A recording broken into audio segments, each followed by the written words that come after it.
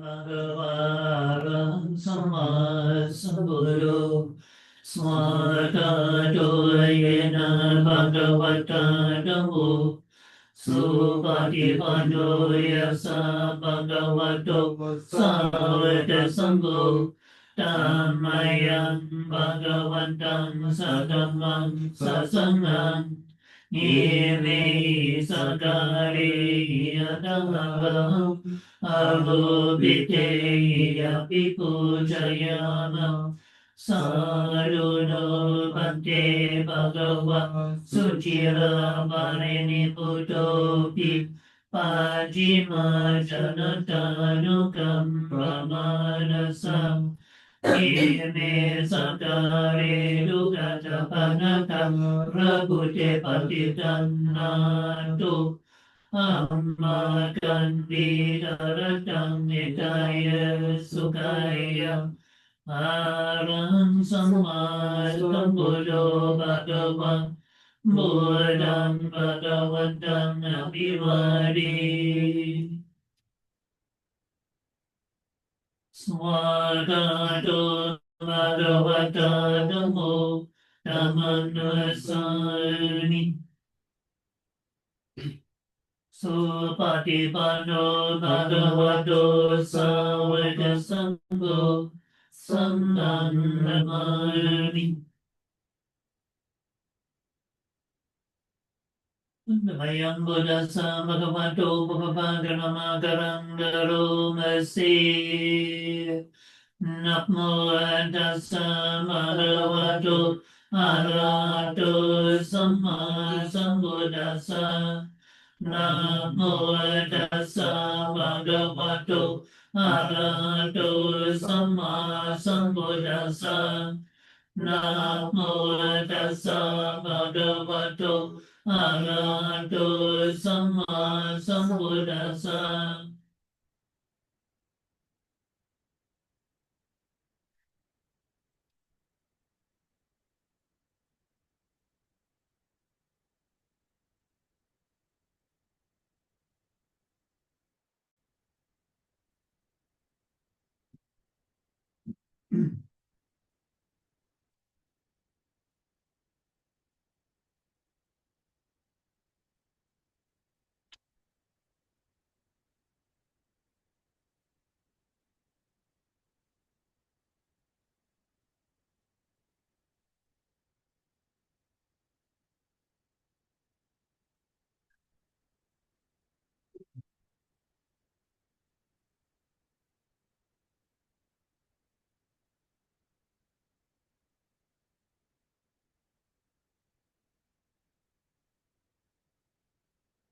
So, very good, very nice to see everyone again.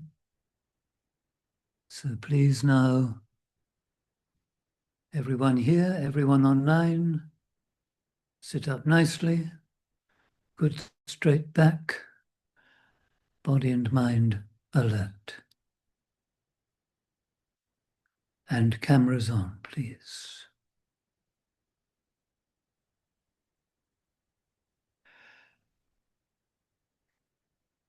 And you close your eyes, and as you close your eyes, you leave everything behind. All that you've been doing, thinking about, worrying about, everything. You put it all down, and you leave it. And you try now, at least for this evening, to keep your attention here and now.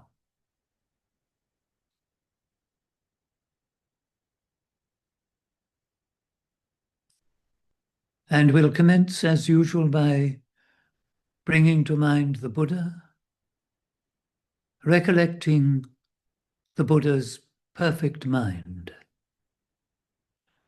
a mind that was completely free of any kind of corruption or defilement, and even far away, far distant from anything of that kind.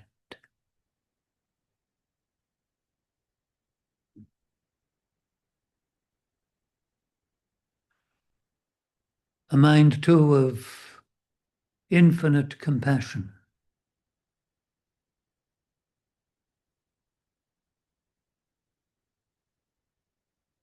a wonderful being, perfect in knowledge and conduct.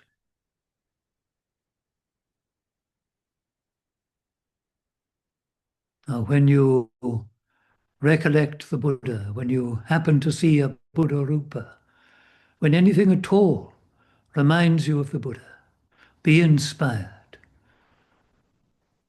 to do your best to cleanse your mind too of all greed, hatred, and delusion, and free yourselves utterly of all suffering.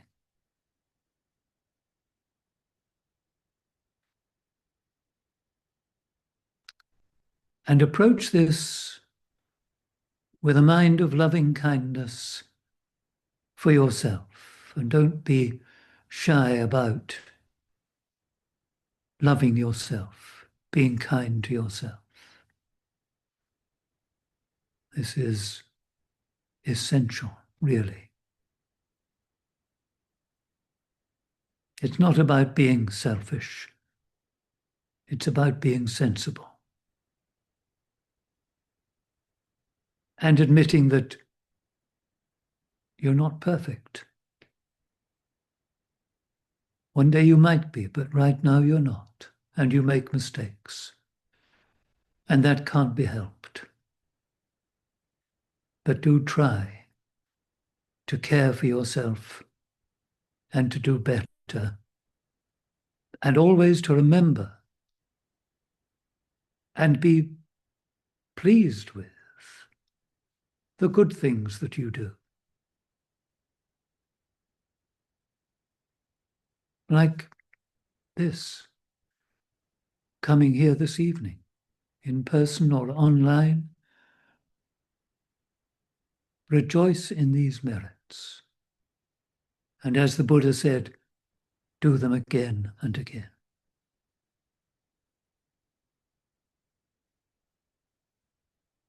And be accepting. Accept things as they are.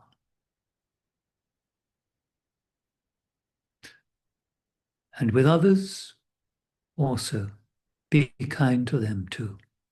Be caring of them. Rejoice in the good things they do. Never mind the objectionable things. Rejoice in their merits too. And be accepting. Because they're not perfect either.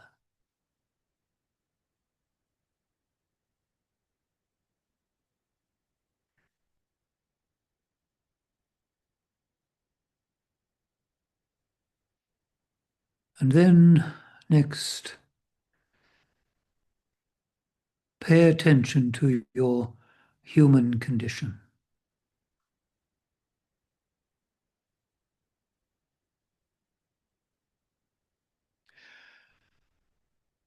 Since the day we were born, every one of us have been getting older. To begin with, we quite welcomed it, but then we've realized it's a one-way street. Life hath but one direction, and time's its only measure.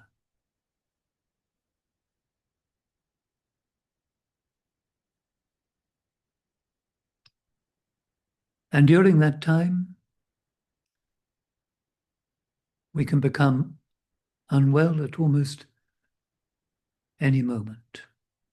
Catch something, some part of our body which we hardly know or understand goes wrong, or we meet with an accident. It's possible at almost any time. It's a precarious existence we lead.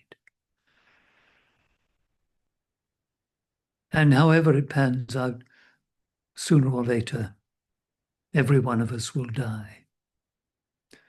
And all the people we love, all the people we don't like too. All that lives must die.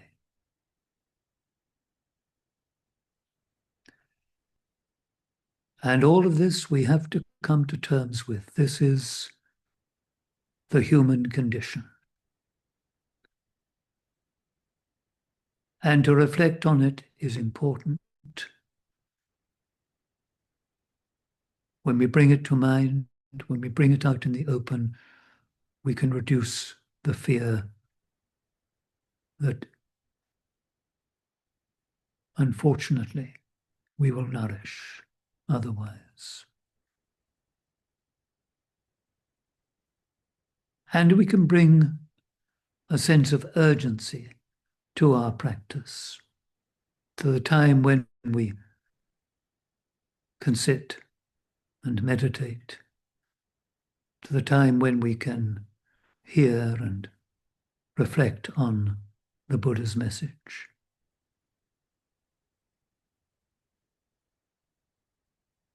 So,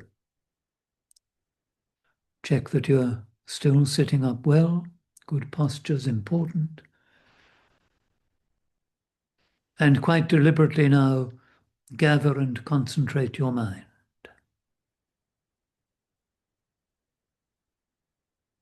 And direct your attention first to your body, your physical presence. And be aware of your posture, the space that your body occupies, its solid nature.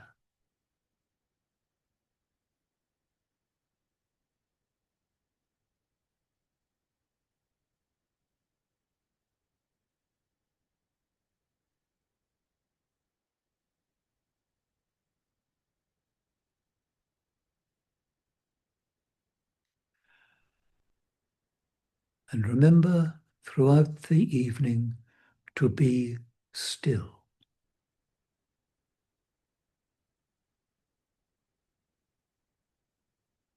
Whatever happens, don't move, don't budge.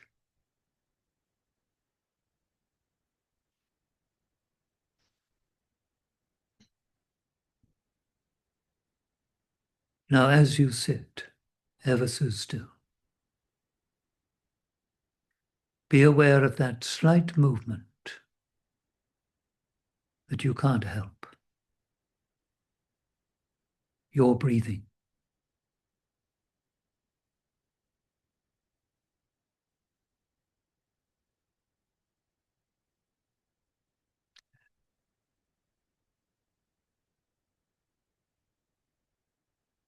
And establish for yourself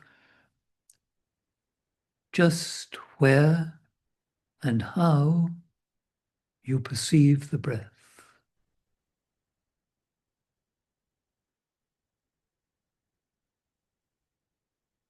Where is the sensation of breathing in and breathing out? At your upper lip, your abdomen, wherever it is for you. Now keep your attention just there.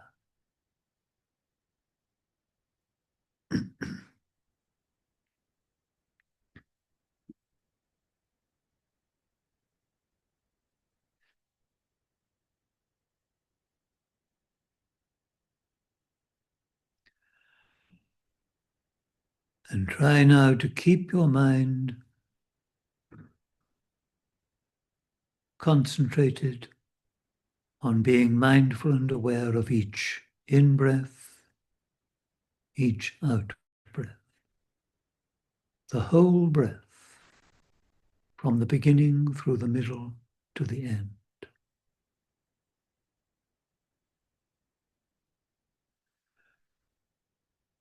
Remember to be still. Whatever happens.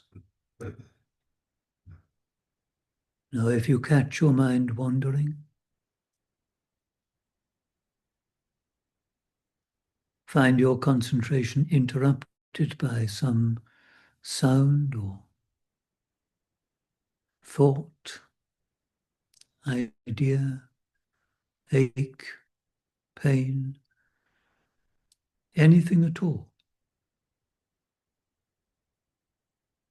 As soon as you notice, establish mindfulness.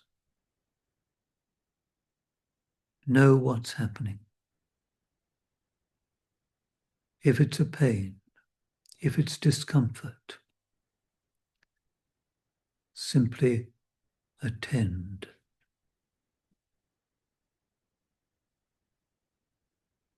Name it if you like, but observe it. Whatever it is, just observe and let it go. And find the breath again and again. Sit and concentrate. Mindful and aware of each in-breath, each out-breath. Mindful and aware if the mind tries to pull away to follow some idea. And if you suddenly realize you're sitting and dreaming, immediately establish mindfulness. Know what you're doing. Observe it. Just stay with it for a few moments. Observing. Just watching. And again, let it go. And again, find the breath again. And try to keep your mind with each in-breath, each out-breath.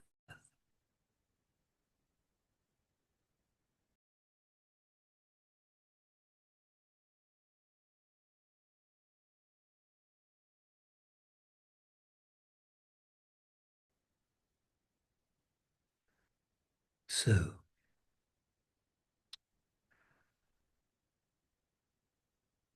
stay sitting just as you are. Keep your very good posture. And during the next few minutes while I'm talking, do your best to practice listening, just listening. Remind yourselves how the Buddha once said, really of whatever you're doing, to just do that. So when walking, just walk. When sitting, just sit. Really, when doing anything, try to just do that one thing. And this is especially important when just listening, because often we're not listening when we ought to be. Our minds are elsewhere.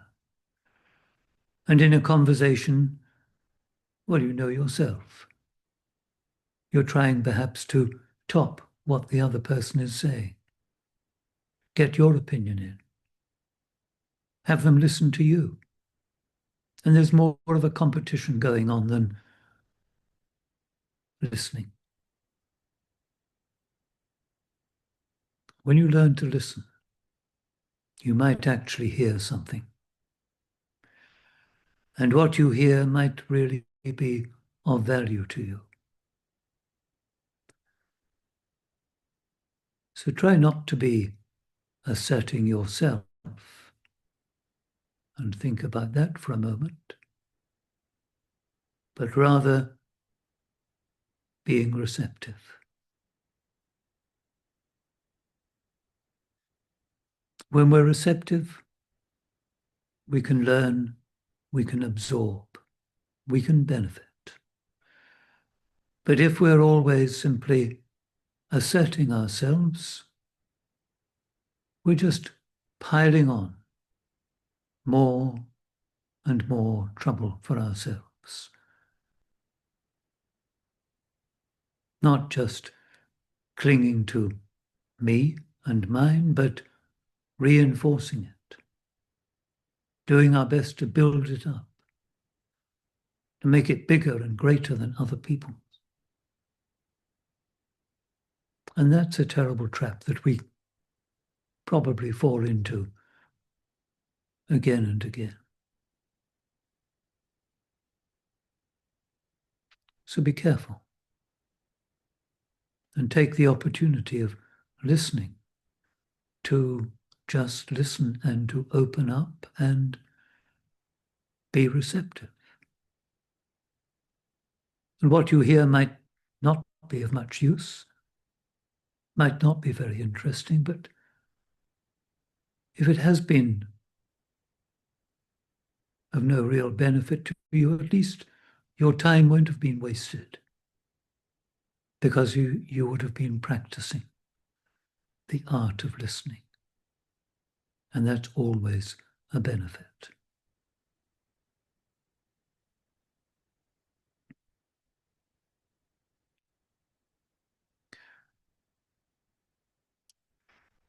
The Buddha said of his teaching that at the very least, it's a benefit to you here and now, in this life. It also can be a benefit to you in a future life.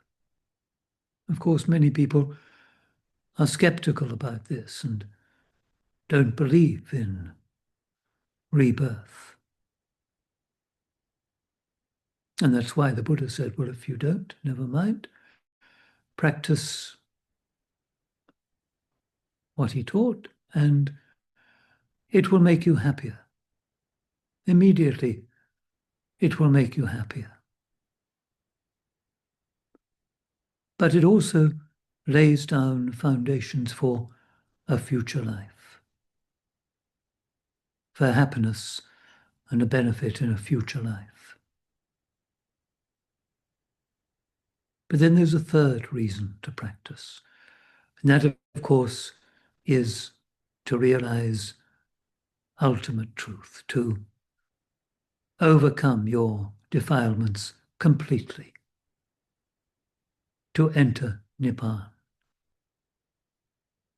to be really happy.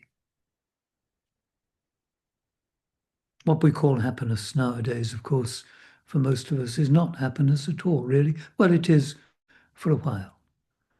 We know we enjoy ourselves. We like to be with certain people. And we have happy times, but none of those times last. And often, even as we're enjoying ourselves, we know very well that it won't go on very long. And we wish it would sometimes. And we do our best to stay with the person we like to be with, and so on. We do our best to prolong our bit of happiness, knowing it's going to end. And so even though we're enjoying ourselves, we're already suffering because we're frightened and worried about losing it. And then, of course, it does go, and then we have other experiences, other feelings, other things happen to us. And all the while, our life is passing. Time is passing. We're getting older. We're on that one-way street, and we're going to die sooner or later.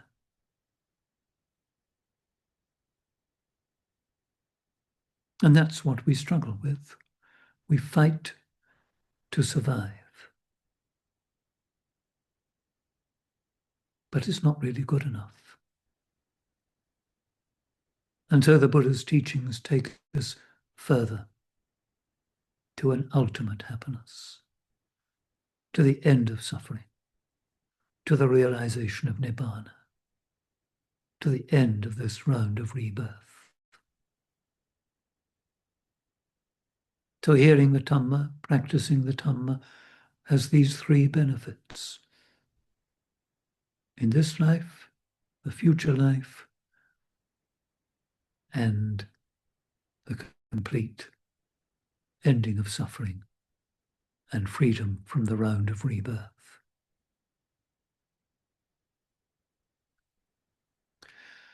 Now, what did the Buddha teach? I'm sure you all know he taught the Four Noble Truths.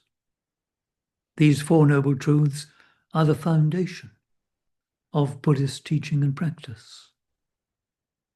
And often we will say the Four Noble Truths and the Noble Eightfold Path. And we'll name these two structures, the Four Noble Truths and the Noble Eightfold Path.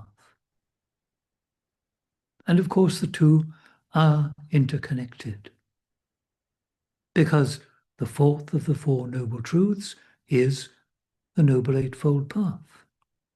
And the first step of the Noble Eightfold Path is right view or right understanding. And while there may be many things that might be included under right understanding, fundamentally it has to be the Four Noble Truths. You're not going to take the path any further if you don't understand or have some grasp of the Four Noble Truths, of your problem, the reason for it, the fact that it can be solved, and the way to solve it.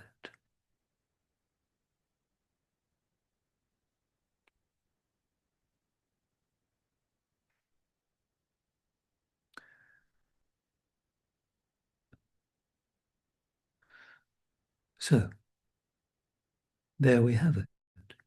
The Four Noble Truths, the Noble Eightfold Path. And the Four Noble Truths, as the Buddha taught, the first is dukkha. And we usually prefer to translate that simply as suffering, but some people disagree. Dukkha means, yes, it does, more than that. The Buddha described it as aging, sickness, death,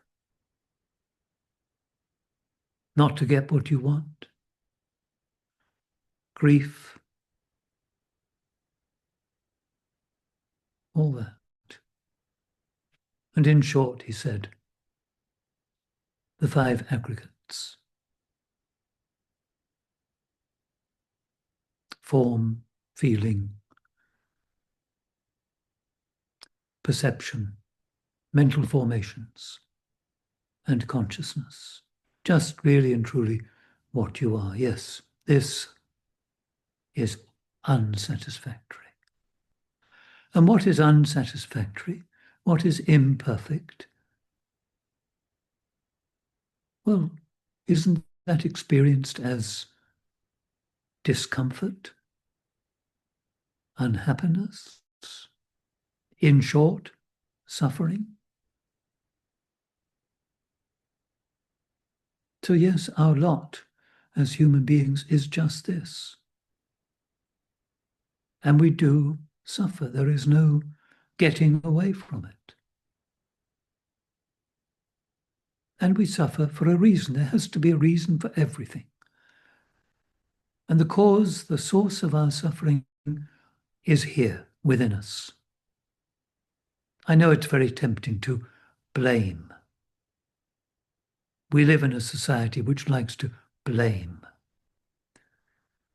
And there are various therapies and stuff that lay the blame somewhere or other.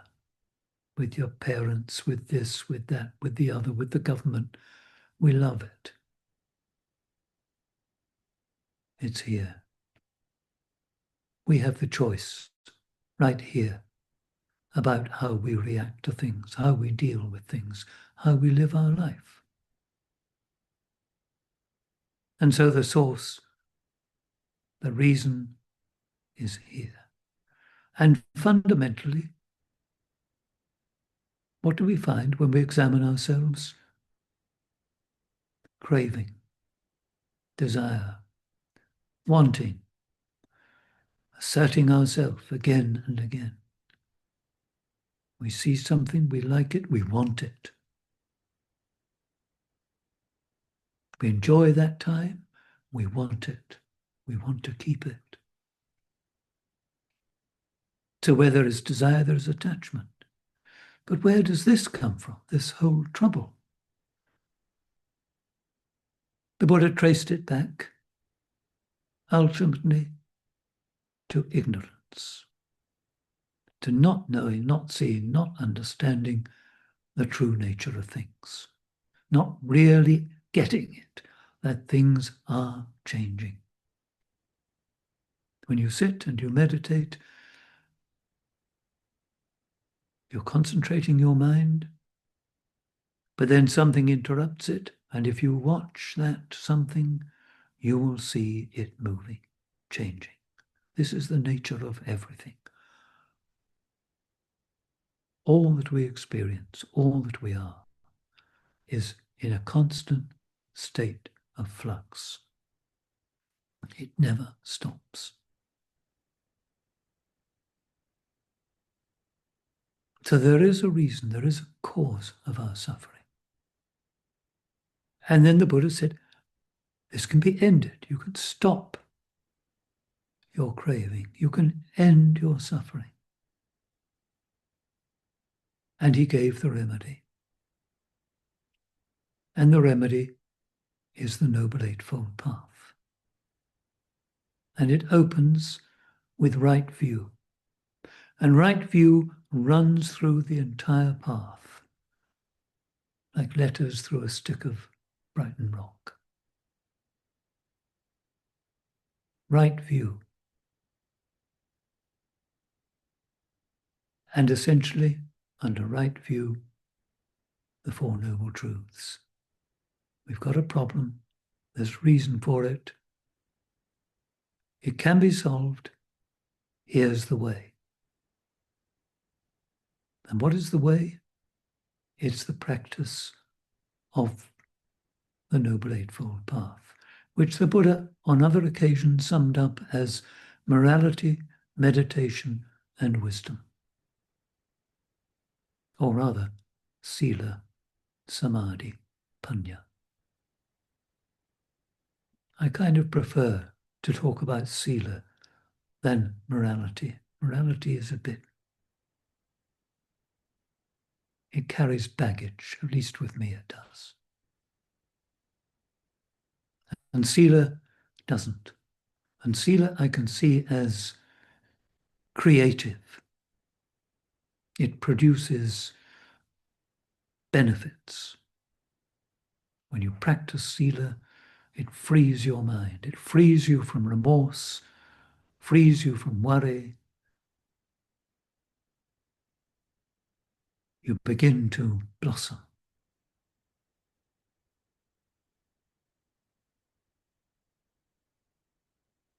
And with sila surrounding your practice of meditation, then, as the Buddha said, great the fruit, great the benefit of samadhi when it's set about by good sila. So there you are. It's pretty simple. The Noble Eightfold Path, learn it, practice it. Do your best. Train yourself. The benefits will come. And that's got to be enough for tonight. So we'll just sit for a moment or two. Please bring into your minds loving kindness for yourself and for everyone and everything.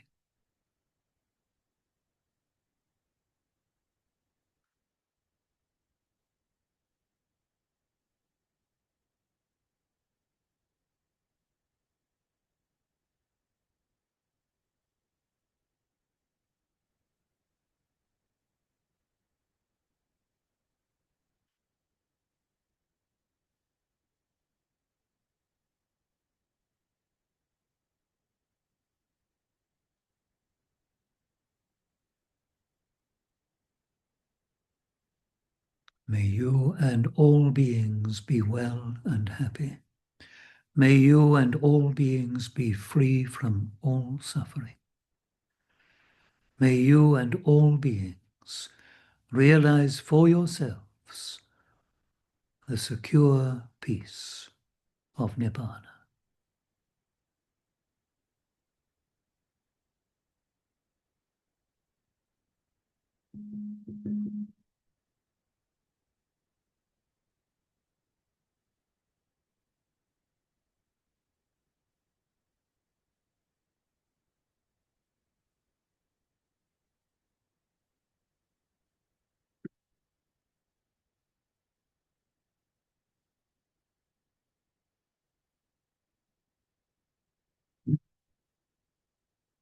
Arahang Samma Sambuddho Bhagava Buddhang Bhagavantang Abhivadi Swakato Bhagavata Dhammo Dhammang Namasami Supatipanno Bhagavato Savaka Sangho Sanghang Namami.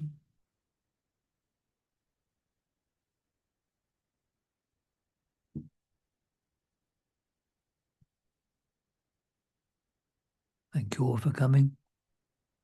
Good night. Have a good weekend, and I hope we'll meet again soon.